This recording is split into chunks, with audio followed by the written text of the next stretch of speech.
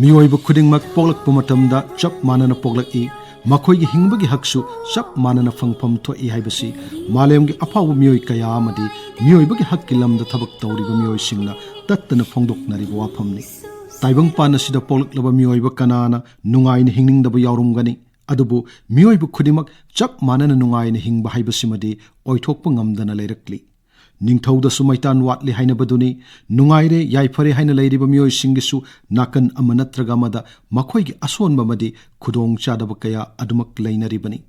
मयाइ काबा चिंजाकता लाइचुरबसिंगबु मियोइबा अमा ओइना मखोइगी फंगफम थोकपा हकसिंग निंगथिना फंगहनबिदुना खुनाइगी मरक्ता हिंगहनफम थोकतबरा आकाशवाणी इम्फालगी पाउ कांगबुना लेप्तना संदोकचरिबा थौरम मिटकप थोकलसिगी तरेत सुबा तांककता ngasi पुदुना लाक्चरी लाइचुरबसिंगी हक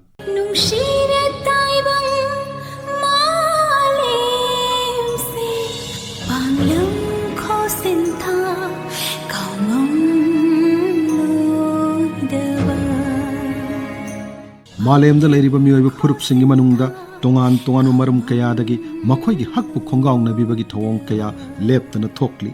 असिगुम्बा मियोइबगी हक मांगबगी थौंगसिंग असि हंथाहननबा यूनाइटेड नेशंस की जनरल असेंबलीना इंग कुमजा 1949 की डिसेंबर 10 दा universal declaration of human rights लाउथोक्तुना करिगुम्बा हिरम नत्रगा फिबम अमतदा खेनब थमदना मियोइबा खुदिंगमकी फंगफम थोकपा हकसिंग सब मानना फंगहनगदबनी हाइरी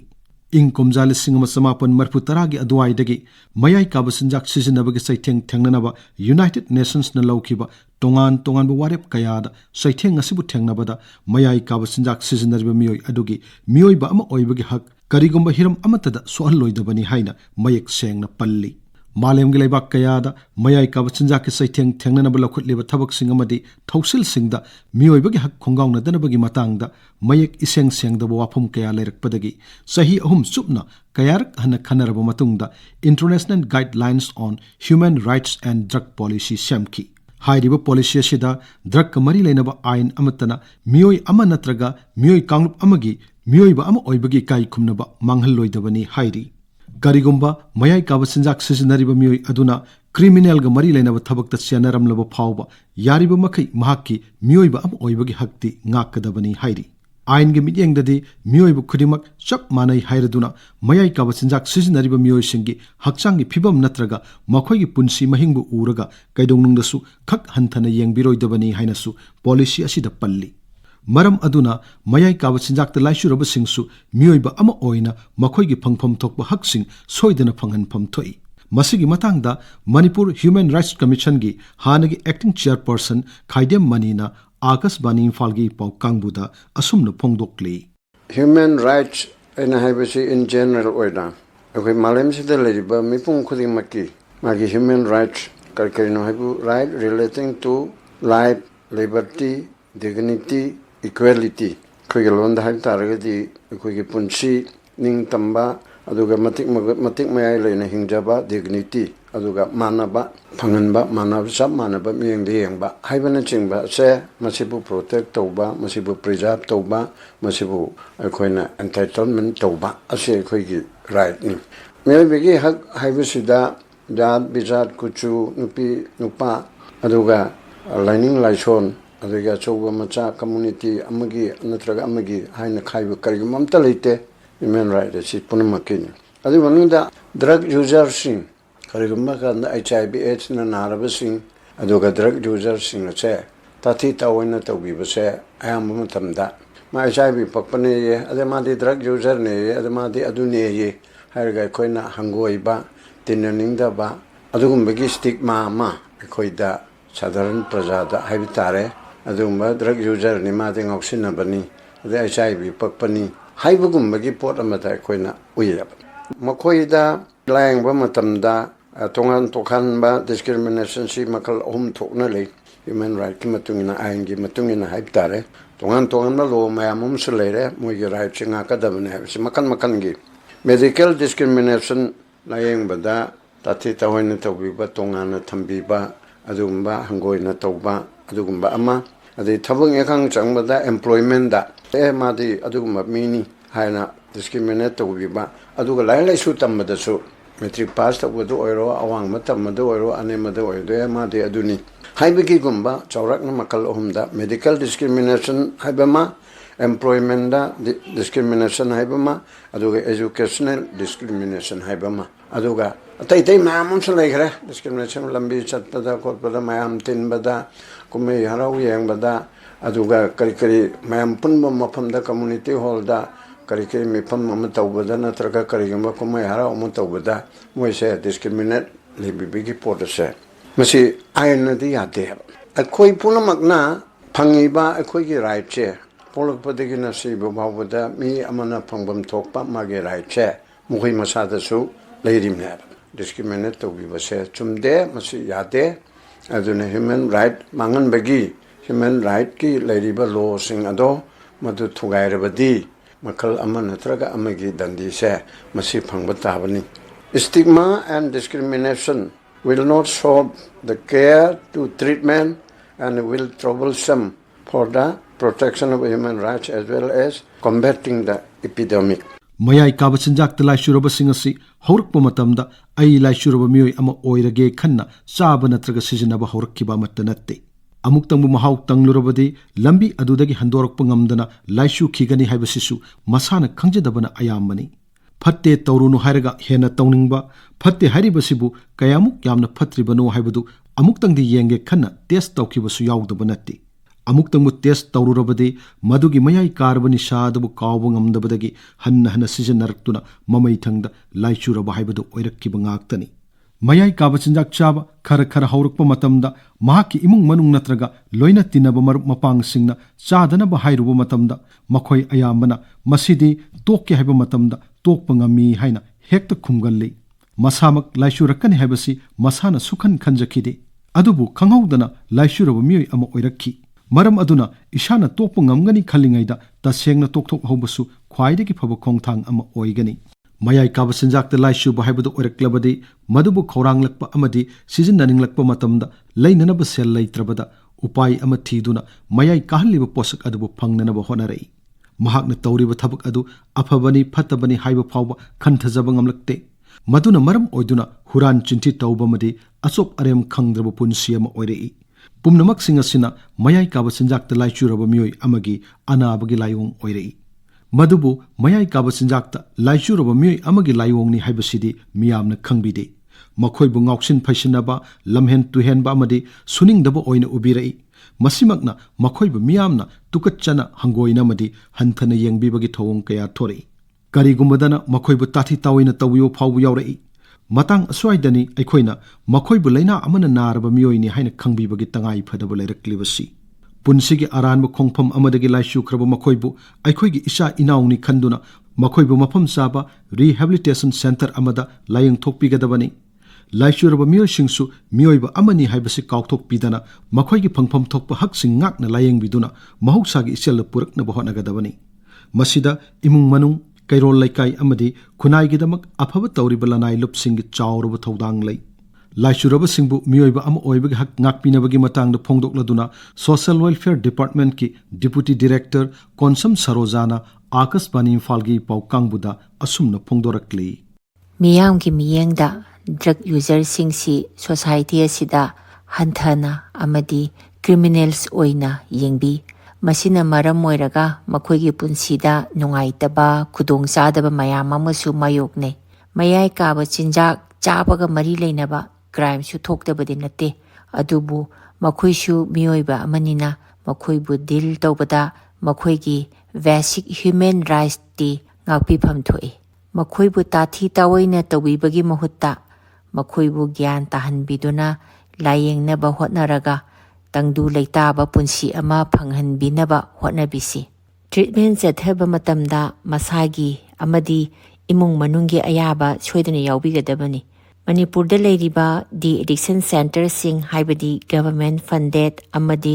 registered non funded trust center sing asida laying bagi admission tawbada masana yana treatment tawbagi consent form ama sign tawi hairiba consent form asida laying gadoriba miyoidone imung manungi miyoy amane loinana center adugi in charge aduga tawgadawbani hairibasingsi masana minimum standard of care and services for treatment gi guideline ta yauraga leirabani makhoi gi rights ngakna makhoi bu deal tawba haibasi the Manipur policy on psychoactive substances 2019 gi guiding principles amasu oiribani hainabulai thawandong chafubu kainaba yaibra adubu phaninglibani haiduna khara henjana yairurabadi kaiduna mangbasu kariguma matamda thokhtaba natte Laichurabasingi asi laina amana naraba miyoini haibasi khantahudabadagi makhoibu lamhen tuhenbani haina lanna lawkhiduna makhoibu phuba chaiba miyam mangda khongoinaba madi akanba dandi kaya pibana makhoibu mayai kaba sinjak singdagi khak lapthok han mangamde masi mamangda thokibu thodok kaya na sakhi oiduna leirabani asiguma thawong singna makhoigi pukning wakhalda nungaitaba pohanduna singnaba amaga loinana makha tana mayai kaba sinjak hena sizinaraktuna hena phattaba onkiba kaya su yaudaba natte maram aduna mayai kaba sinjak chaba amadi sizinaba singi miyoiba ama oibagi hakpu ikai khumnabiduna minung si thawjalga loinana makhoibu anaba amani haina khanduna lambi chumna layeng thokpiba haibasi yamnamak tangai fade Masigi matangda Manipur State Legal Services Authority Bishnupur District ki Chief Legal Aid Defense Council Advocate Irangbam Bikramjit na Akasbani Imphal gi paukang buda asumna phongdokle India ge oba constitution sidasu kogi right to life the right to equality right to freedom of expression right to education kind makhan gi oba right mayam piri miyoba maoina leiraga di phangam thokpa hak sing sa we Laichurabasingi haibadi drug users sing sinasu chap chana phangam thui haidana moida kaigumam ta khenaba leite moisu citizen ni Indian citizen ni the constitution na piriba the universal declaration of human rights ta piriba sigumba rights mayam se loina moisu phangam thui haidana leiribani moida drug addict amani natraga drug user ni haidana moida khenna ni yengba dagi moida rights matpa human rights singse sigumati phangam thoi thokti kana karigum to leite miyoiba mana koi normal citizen amana phangam thokpa sigumba hak singse su koi drug user singsu chap chana moisu phangam thoi haidana lei drugs sinariba dagi Laichurabasingi adagi moi singsigi moi hakki matang khanra ko matamda United Nations na General Assembly we anga saidna United Nations General Assembly Special Session haidana country member state haitare sigumba singsigina punchallaga he khanaraga moina document amam puthoi singumba si chanaga doni betray pumboina universal oina chanaga doni globally chanaga doni haidana sigumba the signatory country singsina sigi singse magi country da policy oina frame toroga law oina enact toroga moina sigi singse mayam se chatna ba hor ba haitare and singba United Nations General Assembly Special Session 2016 da Angas 2016 haitna drugs ki matang da khanaba malai hi sista ko yi 193 member states ibdi country chamaga mongdra humdoi umba koina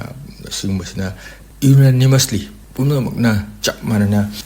yanadana ko approve tawkraba singba gi drug ki matang da moina yanabam leyeba says moina high drug addiction haibase amna complex over amna aruba tongan factors involved over koi health disorder gi ana gi koi chronic and relapsing nature oi moise koi hek moise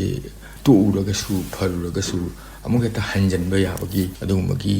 nature malai haidana moina recognition pi rabani recognize to bi rabani si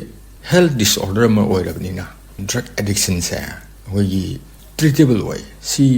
lying toga we pabangami ꯑꯗꯨꯒ ꯁꯤꯒꯨꯝꯕꯁꯤꯗꯤ ꯑꯩꯈꯣꯏꯒꯤ criminal behaviour ꯅꯠꯇ꯭ꯔꯒ moral ꯋꯥꯠꯄꯗꯒꯤ ꯅꯠꯇ꯭ꯔꯒ crime ꯇꯧꯅꯤꯡꯕꯗꯒꯤ ꯅꯠꯇ꯭ꯔꯒ ꯑꯥꯏꯟꯒꯤ ꯃꯥꯌꯣꯛꯇ ꯀꯩꯒꯨꯝꯕ ꯊꯕꯛ ꯈꯔ ꯇꯧꯅꯤꯡꯕꯗꯒꯤ ꯅꯠꯇꯦ, ꯃꯣꯏꯁꯤꯗꯤ ꯍꯦꯜꯊ ꯗꯤꯁꯑꯣꯔꯗꯔꯅꯤ ꯍꯥꯏꯗꯅ ꯔꯤꯀꯣꯛꯅꯤꯁꯟ ꯄꯤꯈ꯭ꯔꯕꯅꯤ꯫ ꯃꯅꯤꯄꯨꯔꯗ ꯃꯌꯥꯏ ꯀꯥꯕ ꯆꯤꯟꯖꯥꯛ ꯁꯤꯖꯤꯟꯅꯕꯒꯤ ꯆꯩꯊꯦꯡ ꯑꯁꯤ ꯏꯪ ꯀꯨꯝꯖꯥ 1970ꯒꯤ ꯑꯊꯦꯡꯕ ꯃꯇꯝ ꯑꯗꯨꯋꯥꯏꯗꯒꯤ ꯍꯧꯔꯛꯈꯤꯕꯗꯨꯅ ꯏꯪ 1930ꯗꯒꯤꯗꯤ ꯂꯥꯏꯆꯨꯔꯕ ꯀꯌꯥ ꯌꯥꯎꯔꯛꯄꯗꯒꯤ ꯂꯅꯥꯏꯂꯨꯞ ꯀꯌꯥ ꯊꯣꯔꯛꯇꯨꯅ ꯃꯈꯣꯏꯕꯨ ꯐꯥꯕ ꯄꯨꯟꯕ ꯑꯃꯗꯤ ꯄꯥꯎꯆꯦꯗ ꯁꯦꯡꯗꯣꯛꯍꯟꯕ ꯀꯌꯥ ꯌꯥꯎꯔꯛꯈꯤ꯫ ꯃꯁꯤꯒꯤ ꯃꯊꯛꯇ ꯈꯨꯠꯂꯥꯏ ꯄꯥꯏꯕꯁꯤꯡ ꯐꯥꯎꯕ ꯌꯥꯎꯁꯤꯜꯂꯛꯇꯨꯅ ꯃꯈꯣꯡꯗ ꯅꯣꯡꯃꯩꯅ ꯀꯥꯞꯇꯨꯅ ꯋꯥꯔꯛꯄꯒꯤ ꯊꯧꯑꯣꯡ ꯐꯥꯎꯕ ꯆꯠꯊꯔꯛꯈꯤ꯫ ꯄꯨꯝꯅꯃꯛ ꯃꯌꯥꯏ ꯀꯥꯕ ꯆꯤꯟꯖꯥꯛꯇꯒꯤ ꯍꯧꯔꯛꯂꯤꯕ ꯅꯍꯥꯔꯣꯜꯁꯤꯡꯕꯨ ꯀꯜꯍꯧꯅꯕꯒꯤ ꯋꯥꯈꯜꯂꯣꯟꯗ ꯐꯒꯗ꯭ꯔꯥ ꯍꯥꯏꯗꯨꯅ ꯇꯧꯈꯤꯕ ꯉꯥꯛꯇꯅꯤ꯫ ꯑꯗꯨꯕꯨ ꯃꯗꯨꯒꯤ ꯑꯣꯟꯅ ꯇꯩꯅꯕꯗ ꯃꯌꯥꯏ ꯀꯥꯕ ꯆꯤꯟꯖꯥꯛ ꯆꯥꯕ ꯑꯃꯗꯤ ꯁꯤꯖꯤꯟꯅꯕꯒꯤ ꯆꯥꯡꯗꯤ ꯑꯁꯨꯝ ꯍꯦꯟꯒꯠꯂꯛꯈꯤ꯫ ꯃꯁꯤꯒꯤ ꯃꯇꯥꯡꯗ ꯃꯌꯥꯏ ꯀꯥꯕ ꯆꯤꯟꯖꯥꯛꯇ ꯂꯥꯏꯆꯨꯔꯕꯁꯤꯡꯕꯨ ꯂꯥꯌꯦꯡꯗꯨꯅ ꯃꯍꯧꯁꯥꯒꯤ ꯏꯆꯦꯜꯗ ꯍꯜꯂꯛꯍꯟꯅꯕ ꯆꯍꯤ 30 ꯍꯦꯟꯅ ꯂꯝ ꯑꯁꯤꯗ ꯊꯕꯛ ꯇꯧꯔꯛꯂꯕ ꯀ꯭ꯔꯤꯄꯥ ꯁꯣꯁꯥꯏꯇꯤꯒꯤ ꯄ꯭ꯔꯁꯤꯗꯦꯟꯠ ꯍꯤꯖꯝ ꯗꯤꯅꯦꯁꯅ ꯑꯥꯀꯥꯁꯕꯥꯅꯤ ꯏꯝꯐꯥꯜꯒꯤ ꯄꯥꯎ ꯀꯥꯡꯕꯨꯗ ꯑꯁꯨꯝꯅ ꯐꯣꯡꯗꯣꯔꯛꯂꯤ꯫ ꯗ꯭ꯔꯒ ꯁꯤꯖꯤꯟꯅꯕ ꯅꯠꯇ꯭ꯔꯒ ꯂꯥꯏꯆꯨꯕ ꯍꯥꯏꯕꯁꯤ ꯂꯩꯅꯥ ꯃꯈꯜ ꯑꯃꯅꯤ ꯍꯥꯏꯕꯁꯤꯡ ꯑꯁꯤꯗꯤ ꯄꯨꯝꯅꯃꯛꯅ ꯌꯥꯅꯔꯕ ꯌꯦꯠꯅꯅꯤꯡꯉꯥꯏ ꯂꯩꯇ꯭ꯔꯕ ꯋꯥꯐꯝ ꯑꯃ ꯑꯣꯏꯔꯦ꯫ ꯍꯥꯏꯔꯤꯕ ꯋꯥꯐꯝ ꯑꯁꯤ ꯃꯤꯌꯥꯝꯅ ꯈꯪꯅꯔꯛꯄꯗꯒꯤ ꯗ꯭ꯔꯒ ꯁꯤꯖꯤꯟꯅꯕ ꯃꯤꯑꯣꯏꯁꯤꯡꯕꯨ ꯑꯣꯠ ꯅꯩꯗꯨꯅ ꯐꯨ ꯆꯩꯕꯒꯤ ꯃꯍꯨꯠꯇ ꯂꯥꯏꯌꯦꯡꯁꯪ ꯀꯌꯥꯗ ꯄꯨꯗꯨꯅ ꯂꯥꯏꯌꯦꯡꯕꯒꯤ ꯊꯕꯛ ꯑꯁꯤ ꯆꯍꯤ ꯀꯌꯥꯒꯤ ꯃꯃꯥꯡꯗꯒꯤ ꯃꯅꯤꯄꯨꯔꯗ ꯃꯄꯨꯡ ꯐꯥꯅ ꯆꯠꯊꯕ ꯍꯧꯔꯛꯈꯤ꯫ ꯑꯗꯨꯕꯨ ꯂꯥꯏꯕꯛ ꯊꯤꯕꯗꯤ ꯆꯍꯤ ꯈꯔ ꯑꯁꯤꯗ ꯗ꯭ꯔꯒ ꯁꯤꯖꯤꯟꯅꯕꯁꯤꯡꯕꯨ ꯐꯨꯕ, ꯑꯣꯠ ꯅꯩꯕꯅꯆꯤꯡꯕꯒꯤ ꯄꯥꯎ ꯀꯌꯥ ꯍꯥꯟꯅꯒꯤꯒꯨꯝꯅ ꯂꯦꯞꯇꯅ ꯇꯥꯔꯛꯂꯤ꯫ ꯑꯁꯤꯒꯨꯝꯕ ꯊꯧꯑꯣꯡ ꯀꯌꯥ ꯑꯁꯤꯒꯤ ꯃꯔꯨꯑꯣꯏꯕ ꯃꯔꯝꯗꯤ ꯂꯩꯅꯥ ꯑꯁꯤꯒꯤ ꯁꯤꯝꯇꯝ ꯅꯠꯇ꯭ꯔꯒ ꯂꯥꯏꯑꯣꯡ ꯑꯁꯤ ꯑꯩꯈꯣꯏꯒꯤ ꯑꯦꯟꯇꯤ ꯁꯣꯁꯦꯜ ꯑꯣꯏꯕ ꯃꯑꯣꯡꯗ ꯑꯌꯥꯝꯕꯅ ꯐꯣꯡꯗꯣꯔꯛꯄ ꯑꯣꯏꯕ ꯑꯁꯤꯅꯤ꯫ ꯃꯔꯝ ꯑꯁꯤꯅ ꯃꯤꯌꯥꯝꯅ ꯃꯈꯣꯏꯕꯨ ꯀꯤ ꯇꯨꯀꯠꯆꯕ, ꯍꯨꯔꯥꯟ ꯆꯤꯟꯊꯤꯕ ꯑꯣꯏꯅ ꯂꯧꯕ ꯍꯥꯏꯕꯁꯤ ꯑꯗꯨꯝ ꯃꯌꯦꯛꯅ ꯇꯥꯕ꯫ ꯃꯔꯝ ꯑꯁꯤꯅ ꯃꯇꯝ ꯈꯔ ꯑꯩꯈꯣꯏꯒꯤ ꯐꯨꯕ ꯆꯩꯕꯒꯤ ꯊꯕꯛ ꯑꯁꯤ ꯂꯦꯞꯂꯨꯔꯒꯁꯨ ꯐꯥꯕ ꯄꯨꯟꯕ, ꯑꯣꯠ ꯅꯩꯕ ꯑꯁꯤꯅꯆꯤꯡꯕ ꯃꯑꯣꯡ ꯑꯁꯤ ꯑꯗꯨꯃꯛ ꯃꯈꯥ ꯇꯥꯅ ꯆꯠꯊꯔꯛꯈꯤ꯫ ꯇꯥꯊꯤ ꯇꯥꯑꯣꯏꯅ ꯇꯧꯕ, ꯏꯀꯥꯏꯕ ꯄꯤꯕ, ꯈꯣꯡꯒꯣꯏꯅꯕ, ꯄꯥꯎꯆꯦꯗ ꯁꯦꯡꯗꯣꯛꯍꯟꯕ ꯑꯁꯤꯅꯆꯤꯡꯕ ꯀꯌꯥ ꯑꯁꯤ ꯍꯧꯖꯤꯛꯁꯨ ꯑꯗꯨꯝ ꯆꯠꯊꯔꯛꯄ꯫ ꯑꯗꯨꯅ 2000ꯗꯁꯨ ꯍꯥꯏꯔꯤꯕ ꯐꯤꯕꯝ ꯑꯁꯤ ꯑꯗꯨꯃꯛ ꯃꯈꯥ తాꯅ ꯆꯠꯊꯔꯛꯏ꯫ ꯍꯥꯏꯗꯤ 2000ꯒꯤ ꯃꯌꯥꯏ ꯆꯜꯂꯛꯄ 2006-07 ꯉꯜꯂꯤꯉꯩ ꯃꯇꯝ ꯑꯗꯨꯋꯥꯏꯗꯁꯨ ꯑꯦꯟꯇꯤ ꯒ꯭ꯔꯨꯞ ꯃꯌꯥꯝ ꯑꯃ ꯊꯣꯛꯂꯛꯇꯨꯅ ꯐꯨꯕ ꯆꯩꯕ ꯑꯁꯤꯅ ꯍꯧꯅꯅ ꯑꯃꯨꯛ ꯆꯠꯊꯔꯛꯄ ꯑꯩꯈꯣꯏꯅ ꯎꯕ ꯐꯪꯈ꯭ꯔꯦ꯫ ꯌꯥꯝꯅ ꯅꯨꯡꯉꯥꯏꯇ꯭ꯔꯤꯕꯗꯤ ꯗ꯭ꯔꯒ ꯁꯤꯖꯤꯟꯅꯕꯁꯤꯡꯕꯨ ꯂꯥꯏꯌꯦꯡꯒꯅꯤ ꯍꯥꯏꯅ ꯆꯠꯊꯔꯛꯏꯕ ꯇ꯭ꯔꯤꯠꯃꯦꯟ ꯁꯦꯟꯇꯔꯁꯤꯡꯗ ꯐꯥꯎꯕ ꯑꯁꯤꯒꯨꯝꯕ ꯅꯨꯡꯉꯥꯏꯇꯕ ꯊꯧꯗꯣꯛ ꯀꯌꯥ ꯊꯣꯛꯈꯤꯕꯒꯤ ꯄꯥꯎꯁꯦ ꯑꯩꯈꯣꯏꯅ ꯇꯥꯈ꯭ꯔꯦ꯫ ꯐꯨꯔꯒ, ꯀꯤꯍꯟ ꯈꯪꯍꯜꯂꯒ ꯅꯠꯇ꯭ꯔꯒ ꯃꯤꯌꯥꯝ ꯃꯃꯥꯡꯗ ꯈꯣꯡꯒꯣꯏꯅꯔꯒ, ꯏꯀꯥꯏꯕ ꯄꯤꯔꯒ ꯗ꯭ꯔꯒ ꯁꯤꯖꯤꯟꯅꯕ ꯐꯍꯟꯕ ꯉꯝꯂꯝꯂꯕꯗꯤ ꯀꯨꯏꯔꯕꯒꯤ ꯃꯃꯥꯡꯗꯒꯤ ꯑꯩꯈꯣꯏꯒꯤ ꯄ꯭ꯔꯤꯊꯤꯕꯤꯁꯤꯗꯒꯤ ꯅꯠꯇ꯭ꯔꯒ ꯃꯅꯤꯄꯨꯔꯗꯒꯤ ꯗ꯭ꯔꯒꯀꯤ ꯁꯃꯁ꯭ꯌꯥ ꯄ꯭ꯔꯣꯕ꯭ꯂꯦꯝ ꯑꯁꯤ ꯑꯗꯨꯝ ꯃꯇꯝ ꯄꯨꯝꯕꯒꯤ ꯑꯣꯏꯅ ꯀꯣꯛꯂꯝꯂꯒꯅꯤ, ꯐꯔꯝꯂꯒꯅꯤ ꯍꯥꯏꯖꯅꯤꯡꯉꯤ꯫ ꯑꯗꯨ ꯐꯨꯕ ꯆꯩꯕꯁꯤꯅ ꯌꯥꯗꯦ, ꯃꯁꯤꯅ ꯐꯍꯟꯕ ꯉꯝꯗꯦ ꯑꯁꯤ ꯑꯩꯈꯣꯏꯅ ꯃꯥꯡꯂꯝꯆꯠꯇ ꯀꯌꯥꯔꯛ ꯎꯈ꯭ꯔꯦ꯫ ꯗ꯭ꯔꯒ ꯁꯤꯖꯤꯟꯅꯔꯤꯕ ꯃꯤꯁꯛ ꯑꯗꯨꯁꯨ ꯃꯤꯑꯣꯏꯕ ꯑꯃꯅꯤ ꯍꯥꯏꯕꯁꯤ ꯑꯩꯈꯣꯏꯅ ꯌꯦꯡꯕꯤꯕ ꯑꯃ ꯆꯪꯉꯤ꯫ ꯃꯥꯒꯤꯁꯨ ꯃꯤꯑꯣꯏꯕ ꯑꯃ ꯑꯣꯏꯕꯒꯤ ꯐꯪꯐꯝ ꯊꯣꯛꯄ ꯍꯛꯁꯤꯡ ꯑꯗꯨ ꯆꯞ ꯆꯥꯅ ꯂꯩꯔꯤꯕꯅꯦꯕ꯫ ꯗ꯭ꯔꯒ ꯁꯤꯖꯤꯟꯅꯩ ꯍꯥꯏꯗꯨꯅ ꯃꯤꯑꯣꯏꯕ ꯑꯃꯒꯤ ꯐꯪꯐꯝ ꯊꯣꯛꯄ ꯍꯛꯇꯨ ꯃꯉꯣꯟꯗꯒꯤ ꯄꯨꯔꯥ ꯀꯛꯈꯤꯕ ꯅꯠꯇꯦ, ꯃꯥꯁꯨ ꯃꯤ ꯑꯃꯅꯤ꯫ ꯃꯌꯥꯏ ꯀꯥꯕ ꯆꯤꯟꯖꯥꯛꯇ ꯂꯥꯏꯆꯨꯔꯕꯁꯤꯡꯕꯨ ꯍꯦꯛ ꯊꯦꯡꯅꯕꯗ ꯃꯈꯣꯏꯕꯨ ꯐꯨꯔꯒ ꯐꯒꯅꯤ, ꯃꯈꯣꯏꯕు ꯐꯥꯖꯤꯜꯂꯒ ꯊꯝꯒꯗꯕꯅꯤ, ꯃꯈꯣꯏ ꯑꯁꯤ ꯈꯨꯟꯅꯥꯏꯒꯤ ꯃꯥꯡꯅꯕ ꯇꯧꯕ ꯃꯤꯑꯣꯏꯁꯤꯡꯅꯤ ꯍꯥꯏꯕꯤꯗꯨꯅ ꯇꯥꯊꯤ ꯇꯥꯑꯣꯏꯅ ꯇꯧꯕꯒꯤ ꯊꯧꯑꯣꯡꯁꯤꯡ ꯑꯁꯤꯗꯤ ꯇꯁꯦꯡꯅ ꯆꯨꯝꯗꯕ ꯊꯧꯑꯣꯡꯅꯤ꯫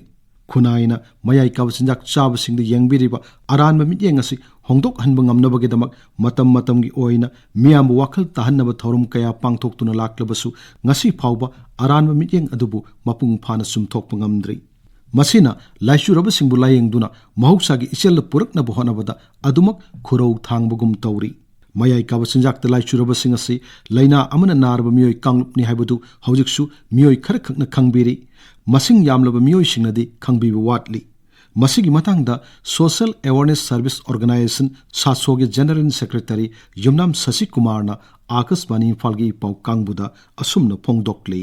ꯅꯤꯁꯥꯗ ꯂꯥꯏꯆꯨꯔꯕꯁꯤꯡꯒꯤ ꯍꯛ, ꯑꯩꯈꯣꯏꯒꯤ ꯆꯥꯔꯝꯕ ꯑꯃꯗꯤ ꯆꯥꯔꯤꯕꯁꯤꯡꯒꯤ ꯍꯛ ꯀꯗꯥꯏꯗ ꯂꯩꯔꯤꯕꯒꯦ ꯍꯥꯏꯕ ꯋꯥꯐꯝꯁꯤ ꯍꯥꯟꯅ ꯑꯩ ꯃꯅꯤꯄꯨꯔꯒꯤ ꯃꯤꯌꯥꯝꯗ ꯍꯪꯖꯒꯦ꯫ ꯅꯤꯁꯥꯗ ꯂꯥꯏꯆꯨꯔꯕ ꯃꯤꯑꯣꯏ ꯍꯦꯛ ꯈꯪꯕ ꯀꯥꯟꯗ ꯃꯈꯣꯏꯕꯨ ꯐꯨꯔꯒ ꯐꯒꯅꯤ, ꯐꯥꯖꯤꯜꯂꯒ ꯊꯝꯃꯒ ꯐꯒꯅꯤ, ꯃꯈꯣꯏꯁꯤ ꯁꯃꯥꯖꯀꯤ ꯃꯥꯡꯅꯕ ꯇꯧꯕ ꯃꯤꯑꯣꯏꯁꯤꯡꯅꯤ ꯍꯥꯏꯕꯤꯕꯅ ꯑꯌꯥꯝꯕ ꯑꯣꯏꯔꯤ꯫ ꯑꯗꯨꯕꯨ ꯌꯨꯅꯤꯚꯔꯁꯦꯜ ꯗꯤꯀ꯭ꯂꯦꯔꯦꯁꯟ ꯑꯣꯐ ꯍ꯭ꯌꯨꯃꯦꯟ ꯔꯥꯏꯠꯁꯅ ꯍꯥꯏꯔꯤ ꯃꯗꯨꯗꯤ everyone has right to life, liberty and security of person. ꯅꯤꯁꯥꯗ ꯂꯥꯏꯆꯨꯔꯕ ꯃꯤꯑꯣꯏꯁꯤꯡꯁꯨ ꯍꯤꯡꯕꯒꯤ ꯔꯥꯏꯠ ꯂꯩ. ꯃꯤꯑꯣꯏꯕ ꯑꯃꯅ ꯐꯪꯕ ꯌꯥꯕ ꯍꯛ ꯈꯨꯗꯤꯡꯃꯛ ꯐꯪꯐꯝ ꯊꯣꯛꯏ. ꯅꯤꯁꯥ ꯆꯥꯕ ꯑꯃꯗꯤ ꯅꯤꯁꯥ ꯆꯥꯕꯤꯁꯤꯡꯁꯤ ꯂꯣꯏꯅꯃꯛ ꯀ꯭ꯔꯤꯃꯤꯅꯦꯜ ꯅꯠꯇꯦ.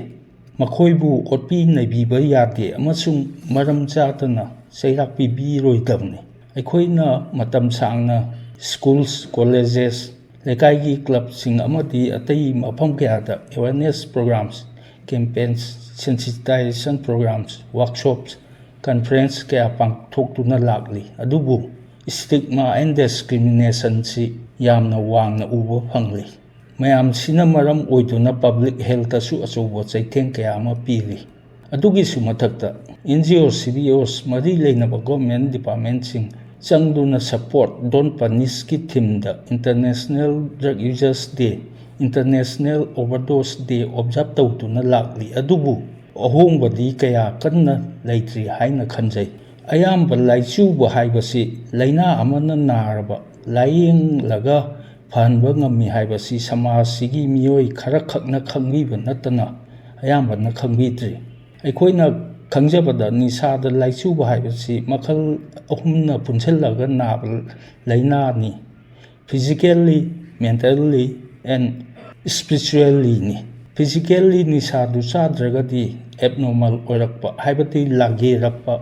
ꯋꯤꯗ꯭ꯔꯣꯋꯦꯜ ꯁꯤꯝꯞꯇꯣꯝꯁ ꯊꯣꯔꯛꯄ, ꯅꯤꯁꯥꯗꯨ ꯆꯥꯔꯕ ꯀꯥꯟꯗ ꯅꯣꯔꯃꯦꯜ ꯑꯣꯏꯔꯛꯄ, ꯍꯥꯟꯅꯒꯤ ꯂꯩꯖꯔꯝꯕ ꯕꯣꯗꯤ ꯃꯦꯀꯥꯅꯤꯖꯝꯗꯨ ꯃꯊꯛ ꯃꯈꯥ ꯑꯣꯟꯊꯣꯔꯛꯏ. ꯃꯦꯟꯇꯦꯜꯂꯤ,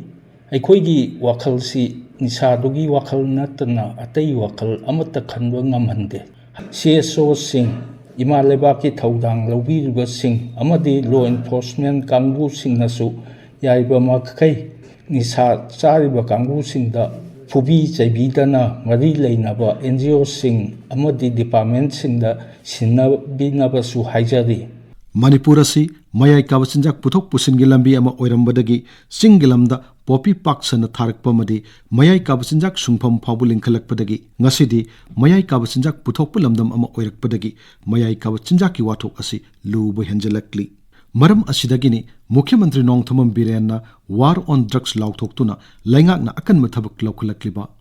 ꯔꯥꯖ꯭ꯌꯒꯤ ꯁꯣꯁꯤꯌꯦꯜ ꯋꯦꯜꯐꯦꯌꯔ ꯗꯤꯄꯥꯔꯠꯃꯦꯟꯠꯅꯁꯨ ꯃꯌꯥꯏ ꯀꯥꯕ ꯆꯤꯟꯖꯥꯛꯇ ꯂꯥꯏꯆꯨꯔꯕꯁꯤꯡꯕꯨ ꯂꯥꯌꯦꯡꯗꯨꯅ ꯃꯈꯣꯏꯕꯨ ꯈꯨꯟꯅꯥꯏꯒꯤ ꯑꯁꯪꯕ ꯌꯨꯝꯕꯤ ꯑꯃꯃꯝ ꯑꯣꯏꯍꯟꯅꯅꯕ ꯂꯦꯞꯇꯅ ꯊꯕꯛ ꯄꯥꯏꯈꯠꯂꯛꯂꯤ. ꯆꯍꯤ ꯀꯌꯥꯒꯤ ꯃꯃꯥꯡꯗꯒꯤ ꯂꯅꯥꯏ ꯂꯨꯞ ꯀꯌꯥꯅꯁꯨ ꯂꯥꯏꯆꯨꯔꯕꯁꯤꯡꯕꯨ ꯂꯥꯌꯦꯡꯕꯗ ꯆꯥꯎꯔꯕ ꯊꯧꯗꯥꯡ ꯂꯧꯔꯛꯂꯤ. ꯃꯈꯥ ꯇꯥꯅ ꯃꯈꯣꯏꯕꯨ ꯂꯥꯌꯦꯡꯕꯤꯕꯗ ꯃꯈꯣꯏꯒꯤ ꯃꯤꯑꯣꯏꯕ ꯑꯃ ꯑꯣꯏꯕꯒꯤ ꯍꯛ ꯑꯗꯨ ꯃꯇꯝ ꯆꯨꯞꯄꯗ ꯏꯀꯥꯏ ꯈꯨꯝꯅꯅꯕ ꯃꯔꯤ ꯂꯩꯅꯕ ꯈꯨꯗꯤꯡꯃꯛꯅ ꯆꯦꯛꯁꯤꯟꯅ ꯍꯣꯠꯅꯐꯝ ꯊꯣꯛꯏ.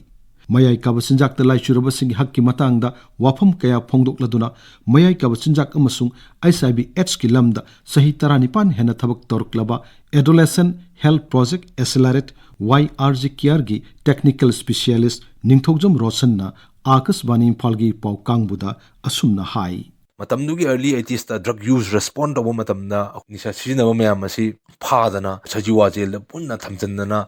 ꯂꯩꯀꯥꯏ ꯀ꯭ꯂꯕ ꯃꯌꯥꯝꯅ ꯃꯥꯟꯗꯣꯞꯇ ꯈꯥꯖꯤꯜꯂꯒ ꯃꯣꯏꯁꯦ ꯐꯥꯔꯒ ꯗꯤꯇꯣꯛꯁ ꯇꯧꯅꯕ ꯍꯣꯠꯅꯕ, ꯑꯗꯨꯗ ꯅꯠꯇꯅ ꯃꯣꯏꯁꯦ ꯈꯣꯡꯒꯣꯏꯅꯔꯒ ꯏꯀꯥꯏꯕ ꯄꯤꯔꯒꯗꯤ ꯃꯣꯏꯁꯦ ꯐꯒꯅꯤ ꯍꯥꯏꯗꯅ ꯃꯔꯨ ꯀꯣꯛꯊꯣꯛꯑꯒ ꯌꯦꯡꯕ, ꯑꯗꯒꯤ ꯀꯧꯇꯥ ꯄꯔꯦꯡ ꯂꯦꯡꯉꯒ ꯃꯣꯏꯁꯦ ꯂꯝꯕꯤ ꯁꯣꯔꯣꯛꯇ ꯆꯠꯍꯟꯗꯅ ꯈꯣꯡꯒꯣꯏꯅꯕ, ꯁꯤꯗ ꯅꯠꯇꯅ ꯑꯀꯤꯕ ꯄꯤꯕ, ꯑꯗꯒꯤ ꯁꯖꯥꯏ ꯄꯤꯗꯅ ꯐꯨꯗꯅ ꯆꯩꯗꯅ ꯋꯥꯔꯛꯂꯒ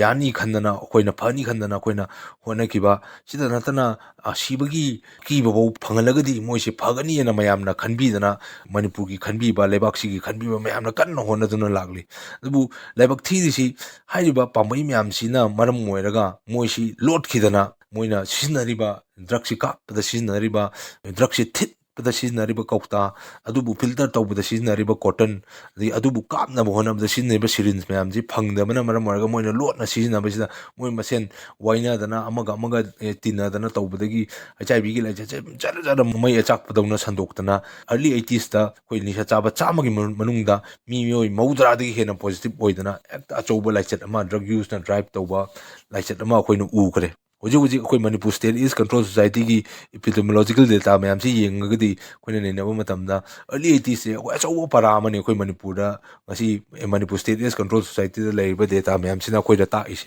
ꯑꯗꯨꯅ ꯗ꯭ꯔꯛ ꯌꯨꯁꯁꯦ ꯔꯦꯁꯄꯣꯟ ꯇꯧꯕ ꯃꯇꯝꯗ ꯗ꯭ꯔꯛ ꯌꯨꯁ ꯑꯦꯁꯁꯇꯪ ꯌꯦꯡꯕ ꯌꯥꯗꯕ ꯑꯇꯣꯞꯄ ꯃꯥꯒ ꯅꯛꯅꯅ ꯂꯩꯔꯤꯕ ꯕ꯭ꯂꯗ ꯕꯣꯔꯟ ꯚꯥꯏꯔꯁ ꯃꯌꯥꯝꯒꯤ ꯂꯥꯏꯆꯠ ꯃꯌꯥꯝ ꯑꯁꯤꯁꯨ ꯁꯥꯒꯣꯟꯅꯅ ꯑꯅꯤꯃꯛꯁꯤ ꯇꯨꯅꯅ ꯆꯠꯇ꯭ꯔꯒꯗꯤ ꯑꯃꯇꯪꯅ ꯑꯦꯄ꯭ꯔꯣꯆ ꯑꯃꯇꯪꯅ ꯆꯪꯕꯗ ꯒꯔ ꯇꯛꯈꯥꯏꯗꯅ ꯆꯪꯉꯨꯕꯗ ꯁꯣꯝꯗ ꯏꯝꯄꯦꯛ ꯇꯧꯕ ꯑꯗꯨꯒꯨꯝꯕ ꯁꯃꯁ꯭ꯌꯥ ꯑꯃꯅꯦꯅ ꯊꯝꯖꯅꯤꯡꯉꯤ ꯗ꯭ꯔꯛ ꯌꯨꯁꯁꯤ ꯔꯦꯁꯄꯣꯟ ꯇꯧꯒꯦ ꯍꯥꯏꯕ ꯃꯇꯝꯗ ꯑꯩꯈꯣꯏ ꯄꯨꯟꯅ ꯇꯥꯟꯅꯃꯤꯟꯅꯔꯒ ꯑꯈꯪ ꯑꯍꯩꯁꯤꯡ ꯇꯥꯟꯅꯃꯤꯟꯅꯔꯒ ꯍꯥꯏꯇꯥꯔꯦ ꯁꯣꯝꯗ ꯂꯥꯏꯆꯠꯀꯤ ꯂꯩꯔꯤꯕ ꯗꯤꯄꯥꯔꯠꯃꯦꯟꯁꯤꯡꯁꯤꯒꯁꯨ ꯇꯥꯟꯅꯔꯒ ꯑꯄꯨꯟꯕ ꯀꯣꯑꯣꯔꯗꯤꯅꯦꯇꯦꯗ ꯑꯣꯏꯕ ꯗꯤꯖꯥꯏꯟ ꯑꯃ ꯇꯧꯗ꯭ꯔꯒꯗꯤ ꯗ꯭ꯔꯛ ꯌꯨꯁꯀꯤ ꯔꯦꯁꯄꯣꯟ ꯇꯧꯕ ꯀꯥꯡꯕꯨꯅ ꯗ꯭ꯔꯛ ꯌꯨꯁ ꯉꯥꯛꯇ ꯒꯔ ꯇꯛꯈꯥꯏꯔꯒꯗꯤ ꯁꯣꯝꯗ ꯑꯩꯈꯣꯏꯅ ꯉꯁꯥꯏ ꯑꯩꯅ ꯄꯟꯖꯔꯤꯕ ꯗꯦꯇꯥ ꯈꯔꯁꯤꯅ ꯑꯆꯧꯕ ꯄꯔꯥ ꯑꯃꯅꯦ ꯍꯧꯖꯤꯛ ꯑꯩꯈꯣꯏꯅ ꯁꯤꯖꯤꯟꯅꯔꯤꯕ ꯄꯥꯝꯕꯩꯁꯤꯡꯁꯤꯅ ꯁꯨꯃꯥꯏꯅ ꯁꯤꯖꯤꯟꯅꯕ ꯄꯥꯝꯕꯩꯅꯤ ꯁꯤꯁꯦ ꯍꯌꯦꯡ ꯀꯔꯤ ꯊꯣꯛꯄ ꯌꯥꯕꯒꯦ ꯑꯩꯈꯣꯏ ꯀꯔꯤ ꯍꯥꯞꯆꯤꯟꯁꯤꯒꯦ ꯀꯔꯤ ꯂꯧꯊꯣꯛꯁꯤꯒꯦ ꯍꯥꯏꯅ ꯈꯟꯅꯕꯒꯤ ꯄ꯭ꯂꯦꯠꯐꯣꯝ ꯑꯃ ꯂꯩꯔꯒꯗꯤ ꯍꯧꯖꯤꯛ ꯇꯧꯔꯤꯕ ꯔꯦꯁꯄꯣꯟꯁꯤꯡ ꯑꯁꯤꯁꯨ ꯌꯥꯝꯅ ꯃꯥꯏ ꯄꯥꯛꯄ ꯔꯦꯁꯄꯣꯟ ꯑꯃ ꯑꯣꯏꯒꯅꯤꯅ ꯊꯥꯖꯖꯩ ꯉꯁꯤꯃꯛ ꯑꯩꯈꯣꯏꯅ ꯗ꯭ꯔꯛ ꯌꯨꯁ ꯍꯥꯏꯔꯤꯕ ꯁꯃꯁ꯭ꯌꯥ ꯑꯁꯤ ꯔꯦꯁꯄꯣꯟ ꯇꯧꯅꯕ ꯍꯣꯠꯅꯕꯗ ꯍꯣꯠꯅꯕꯤꯔꯤꯕ ꯃꯌꯥꯝꯅꯁꯨ ꯑꯄꯨꯟꯕꯒꯤ ꯑꯣꯏꯕ ꯑꯩꯈꯣꯏ ꯈꯟꯅ ꯅꯩꯅꯕ ꯈꯔ ꯇꯣꯏꯅ ꯁꯤꯟꯕꯤꯔꯒꯗꯤ ꯃꯥꯏ ꯄꯥꯛꯄ ꯑꯦꯄ꯭ꯔꯣꯆ ꯑꯃ ꯑꯣꯏꯅꯤꯅ ꯑꯩꯅ ꯊꯥꯖꯩ ꯃꯌꯥꯏ ꯀꯥꯕ ꯆꯤꯟꯖꯥꯛꯇ ꯂꯥꯏꯆꯨꯗꯨꯅ ꯅꯥꯔꯤꯕꯁꯤꯡ ꯑꯁꯤ ꯃꯤꯑꯣꯏꯕ ꯉꯥꯛꯇꯅꯤ ꯃꯈꯣꯏꯕꯨ ꯇꯥꯊꯤ ꯇꯥꯑꯣꯏꯅ ꯇꯧꯕꯤꯕ ꯑꯃꯗꯤ ꯍꯟꯊꯅ ꯌꯦꯡꯕꯤꯕꯒꯤ ꯋꯥꯈꯜꯂꯣꯟ ꯊꯥꯗꯣꯛꯇꯨꯅ ꯃꯤꯑꯣꯏꯕ ꯑꯃ ꯑꯣꯏꯅ ꯑꯩꯈꯣꯏꯒꯤ ꯏꯆꯥ ꯏꯅꯥꯎ ꯏꯆꯤꯜ ꯏꯅꯥꯎ ꯑꯃ ꯑꯣꯏꯅ ꯅꯨꯡꯁꯤꯅ ꯌꯦꯡꯕꯤꯗꯨꯅ ꯃꯈꯣꯏꯒꯤ ꯍꯛꯄꯨ ꯏꯀꯥꯏ ꯈꯨꯝꯅꯐꯝ ꯊꯣꯛꯏ ꯃꯤꯑꯣꯏꯕ ꯑꯃ ꯑꯣꯏꯅ ꯃꯈꯣꯏꯁꯨ ꯁꯣꯏꯗꯅ ꯄꯥꯝꯂꯝꯒꯅꯤ ꯅꯨꯡꯉꯥꯏꯅ ꯃꯤꯃꯥꯟꯅꯅ ꯍꯤꯡꯕ ꯑꯗꯨꯕꯨ ꯄꯨꯟꯁꯤꯒꯤ ꯑꯁꯣꯟꯕ ꯇꯥꯡꯀꯛ ꯑꯃꯗ ꯃꯌꯥꯏ ꯀꯥꯕ ꯆꯤꯟꯖꯥꯛꯀ ꯊꯦꯡꯅꯔꯨꯕꯗꯒꯤ ꯄꯥꯛ ꯍꯦꯛ ꯊꯥꯗꯣꯛꯄ ꯉꯝꯈꯤꯗꯗꯨꯅ ꯂꯥꯏꯆꯨꯕ ꯑꯣꯏꯈꯤꯕꯗꯒꯤ ꯎꯄꯥꯏ ꯂꯩꯈꯤꯗꯕ ꯑꯣꯏꯔꯝꯕꯁꯨ ꯌꯥꯏ ꯃꯤꯠꯀꯨꯞꯁꯤꯒꯤ ꯇꯨꯡꯗ ꯀꯔꯤ ꯊꯣꯛꯂꯒꯅꯤ ꯀꯔꯤ ꯑꯣꯏꯔꯛꯀꯅꯤ ꯇꯝꯕ ꯈꯪꯕ ꯉꯝꯗꯕ ꯃꯤꯑꯣꯏꯕ ꯃꯄꯣꯛꯅꯤ ꯑꯗꯨꯅ ꯃꯌꯥꯏ ꯀꯥꯕ ꯆꯤꯟꯖꯥꯛꯀꯤ ꯏꯄꯥꯛꯇ ꯏꯔꯥꯛꯅꯗꯨꯅ ꯂꯥꯏꯆꯨꯔꯕ ꯑꯣꯏꯔꯤꯕ ꯃꯈꯣꯏꯕꯨ ꯑꯩꯈꯣꯏꯅ ꯅꯨꯡꯁꯤꯅ ꯀꯟꯕꯤꯅꯕ ꯍꯣꯠꯅꯕꯤꯐꯝ ꯊꯣꯛꯇꯕꯔꯥ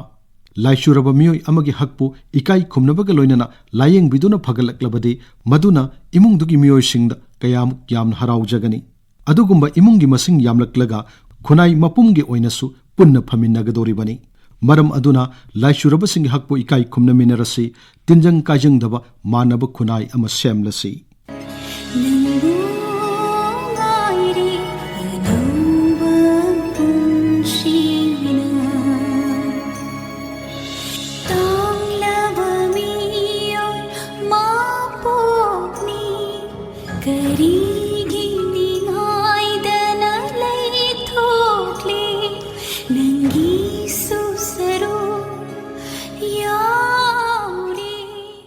ꯃꯇꯥꯡ ꯑꯁꯤꯗ आकाशवाणी इम्फालगी पाउ कांगबुना लेप्तना संदोकचरिबा थौरम मिटकप थोक्लसिगी 8 तांकक्ता लाइचुरबसिंगी हक लोइजरे थौरम पुथोकपा थोकचोम जोगेंद्रजित अइबा मसुंग थौरम लांथोक चकिबा ngangom Kiran